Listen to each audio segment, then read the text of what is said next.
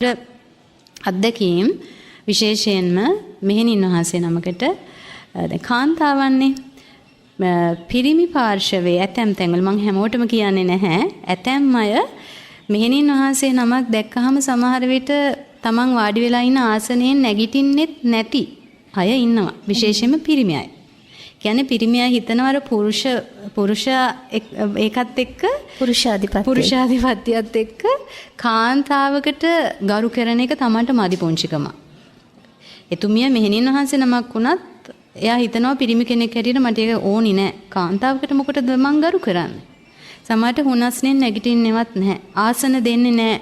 සමහර විට පොදු ප්‍රවාහන බස්වල යනකොට ආසනයක්වත් දෙන්නේ නැති තත්ත්ව තියෙනවා.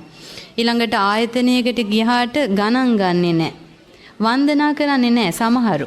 හැමෝම නෙමෙයි. සමහරු හිස නමල වඳින්නේ නැහැ. පිරිමි අය.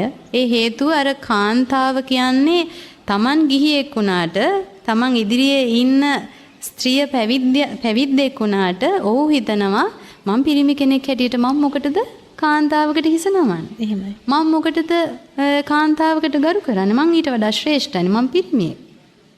අන්න ඒ වගේ අත්දැකීම් මටත් ලැබිලා තියෙනවා. මමත් ඒ වගේ අත්දැකීම් අත්විඳලා තියෙනවා. නමුත් ඒක අපිට වැන්දා හෝ නැතා කියලා අපිට ඒක අදාළ වෙන්නේ නැහනේ. ඒක අදාළ වෙන්නේ එතුමාට. එහෙමයි. ඒක අපිට යා වැන්දාද නැද්ද? යා අපිට ආසනයක් දුන්නාද නැද්ද කියන එක මත අපේ ධර්ම මාර්ගයේ රඳා පවතින්නේ නැහැ. අපිට ඒකෙන් වෙන පාඩුවක් නැහැ. නමුත් එයාලට රැස් වෙන කර්මය සහ ඒ තුලින් එයාලගේ සසර සකස් වෙන විදිහ Taman ඊට පස්සේ පෞද්ගලිකව ඒක සසරට අරන් යන්න ඕනි.